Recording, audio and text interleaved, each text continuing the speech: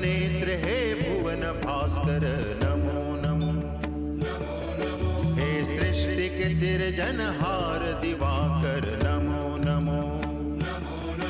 हे सूर्य प्रभाकर नमो नमो। आदित्य विभाकर नमो नमो। हे भानुतिमिरहर नमो नमो। हे रवि भुवनेश्वर नमो नमो।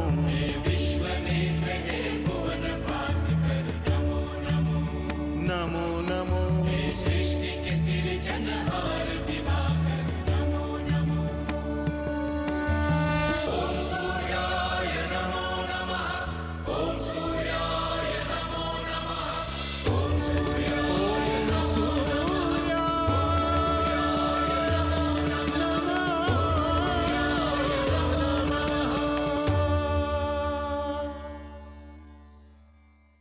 आपने निरर्थक ही पातालवासी असुरों का प्रसंग उठाकर इस महासम्मेलन को विवादित करने की भूल की है। आपने बार बार मुझ पर अन्यायी और अलोकतांत्रिक होने का आरोप लगाया।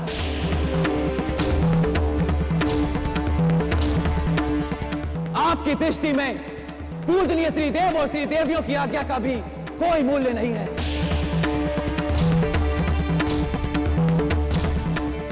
इसलिए मैं आपको श्राप देता हूं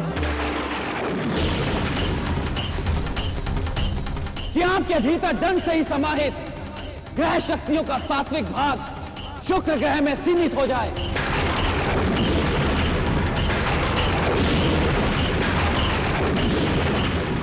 और पातालवासी असुरों का पक्ष रखने वाला भाग पृथ्वी पर असुरों, दानवों और दैत्यों के गुरु के रूप में स्थापित होकर दैत्य गुरु शुक्राचार्य के नाम से विख्यात हो।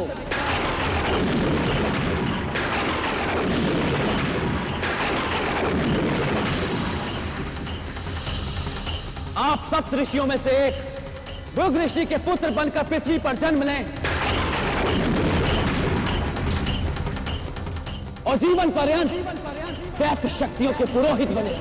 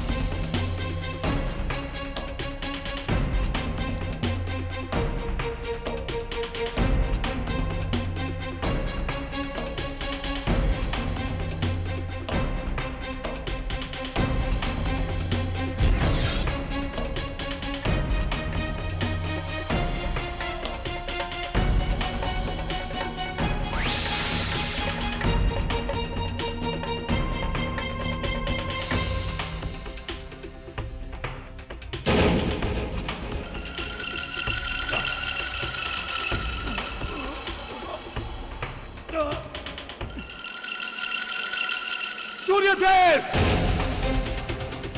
आपने मुझे श्राप देकर मेरे अस्तित्व को ललकारा है। मैं शुक्राचार्य ये शपथ लेता हूं कि वेद ज्ञान का आधार लेकर जिस सृष्टि का आपने निर्माण किया है उसका मैं सर्वनाश कर दूंगा। मैं अपने प्रतिशोध से आपका हर दिवा स्वप्न छिन्न भिन्न कर दूंगा। वैद ज्ञानी पृथ्वीवासियों के सुख चैन में आग लगा दूंगा। पाताल के दैत्यों और दानवों को जागृत करके आपके हर वैदिक व्यवस्था का विनाश कर दूंगा, विनाश कर दूंगा।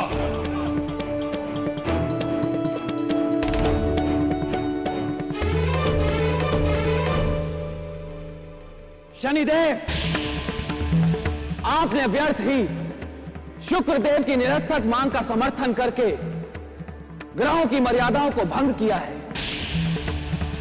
इस भूल का दंड आपको भी भुगतना होगा। इस भयानक भूल के फलस्वरूप अन्य देवताओं और ग्रहों के भांति आपका जन्म पृथ्वी लोक पर नहीं होगा।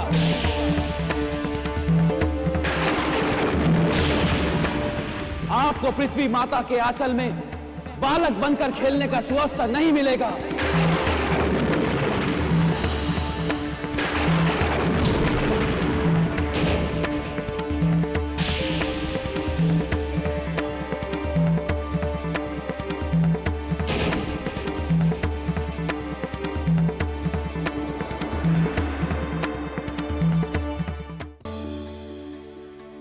मंगलदेव, आपको क्या लगता है सूर्य लोक से पतित होकर शुक्रदेव कहां गए होंगे?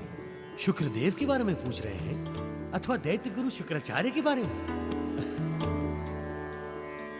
अब जिनके विषय में पूछना है वह तो दैत्य गुरु शुक्राचार्य ही हैं।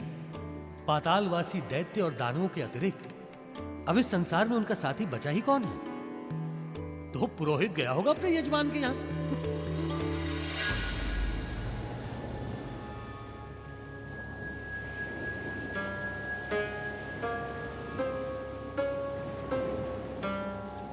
तो यही है पाताल लोक जाने का मार्ग। मुझे तुरंत ही पाताल लोक जाकर असुरों को जागृत करना चाहिए। यही एकमात्र मार्ग है मेरे लिए मेरे ऊपर हुए अत्याचार का प्रतिशोध लेने का। अब ये असुर ही मेरे शक्तिशाली शस्त्र बन सकते हैं और ये कार्य करने में मुझे देर नहीं करनी चाहिए।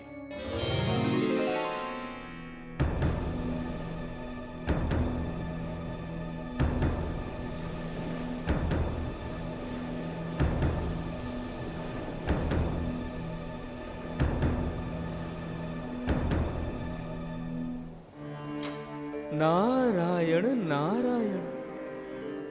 अपनी युक्ति और बुद्धि पर गर्व करने वाले दैत्य गुरु शुक्राचार्य को क्या इतना भी नहीं पता कि पातालवासी असुरों और दानवों के लिए परमपिता ब्रह्मदेव ने क्या व्यवस्था निश्चित की है? किंतु जो भी हो, शुक्रदेव एक सम्मानित ग्रह शक्ति है। मुझे जाकर उन्हें सत्य बता ही देना चाहिए।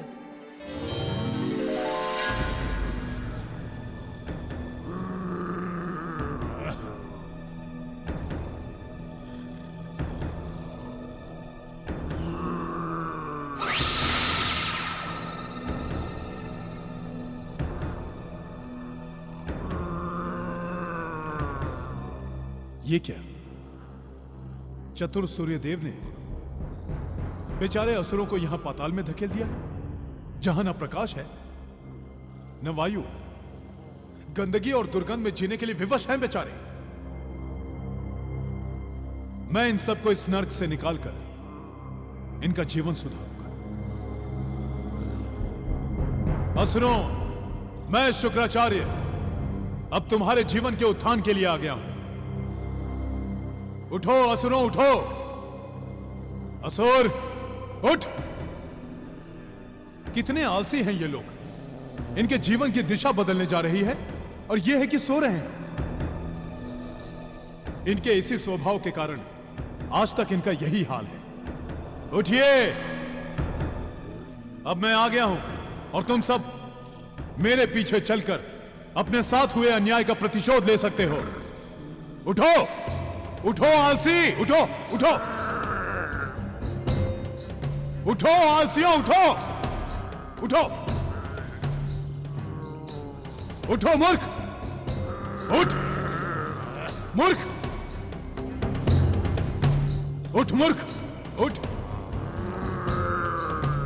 लगता है ये पूरी जाति मूर्खों और आलसियों की है। यदि मैं इन्हें कोई श्राप दे दूं, तभी इनकी बुद्धि ठिकाने आएगी। मैं शुक्राचार्य तुम्हें श्राप देता हूं। नारायण नारायण। दैत्य गुरु शुक्राचार्य को नारद का प्रणाम। सब कुशल तो है ना दैत्य गुरु? नारद, तुम यहां भी आ पहुंचे? आप तो क्रोधित हो गए, किंतु मैंने ऐसा क्या कह दिया? मैं तुम्हें अच्छी तरह जानता हूं कि तुम भेदिए हो, देवताओं के गुप्तचर, और यहां मेरे अपमान का तमाशा देखने आए हो। नारायण नारायण।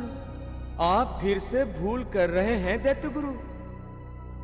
यदि आपको मेरी बात पर विश्वास नहीं है तो मैं सौगंध लेकर कहता हूं कि मुझे किसी देवता ने यहां नहीं भेजा है, और ना ही मैं किसी की गुप्तचरी करने आया हूं। मैं तो आपको परामर्श देने आया हूं, जो आप ही के हित में है। तो फिर कहो, क्या बताने आए हो?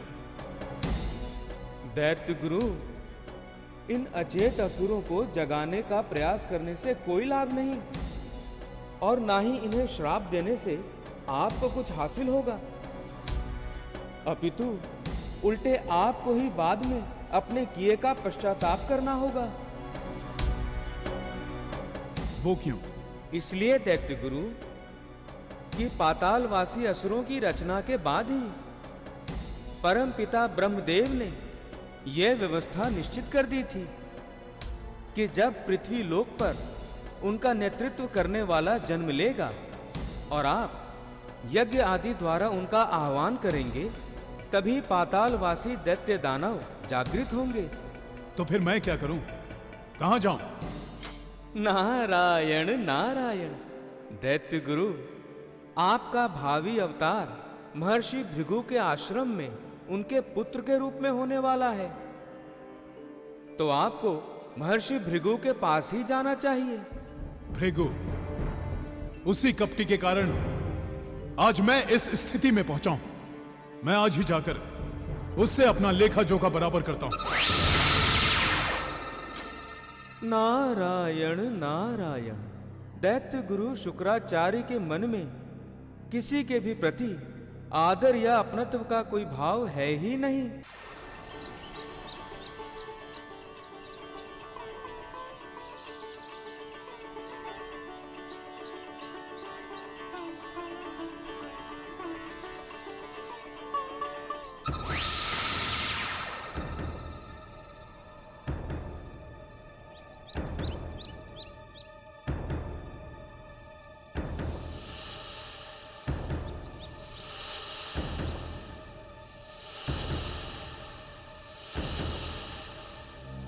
ऋषि भृगु, मैं आ गया हूं और मुझे मेरे प्रश्नों का उत्तर चाहिए।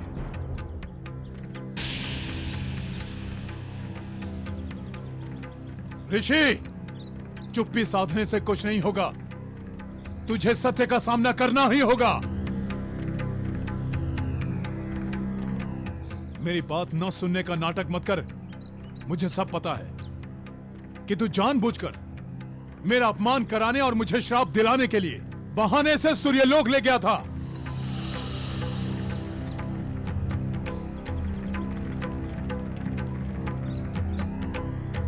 लगता है तू केवल कपटी ही नहीं, कायर भी है। इसीलिए वास्तविकता से बचने के लिए गीदड़ की भांति मुंह छुपाए बैठा है।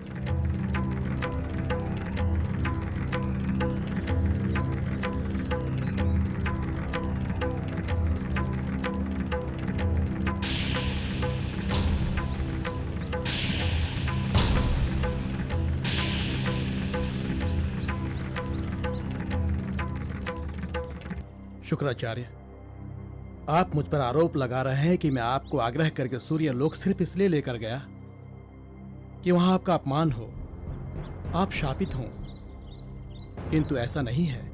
सच को नकारने से वो बदल नहीं जाता। तू केवल मेरे कोप से बचने के लिए मुझे वहां ले गया था। आपको जो समझना है वो आप समझें, किंतु सत्य यही है कि यह घटना ऐसे ही घटनी थी और इसका उत्तरदायी मैं नहीं, अपितु आपका अभिमान और दूसरों पर दोषारोपण करने वाला आपका स्वभाव है। ऋषि, बहाने बनाने से तुम बच नहीं सकते। मैं सब समझता हूं। तुमने जो मेरे साथ छल किया है उसका मूल्य तुझे अवश्य चुकाना होगा। यदि आपको मेरी बात पर विश्वास नहीं है तो मैं एक बात कह दूं। मैंने इस घटना के बहुत पहले अपनी कृति भृगु संहिता में इस घटना का उल्लेख किया था और आपका भविष्य दैत्य गुरु के रूप में तो स्थापित होना ही था। आप चाहें तो स्वयं देख सकते हैं।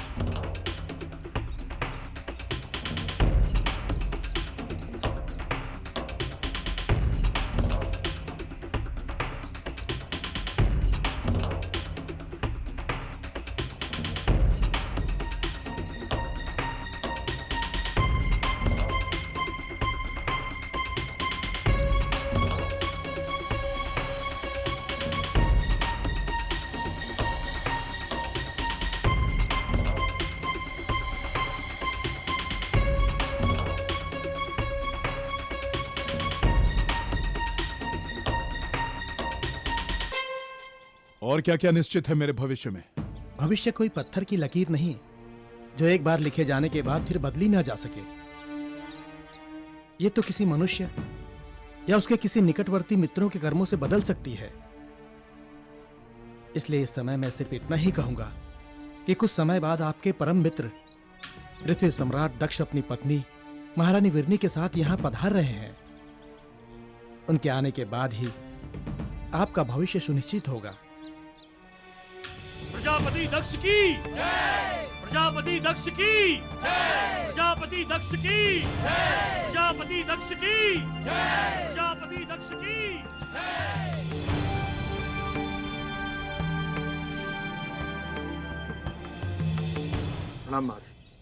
प्रणाम प्रजापति दक्ष।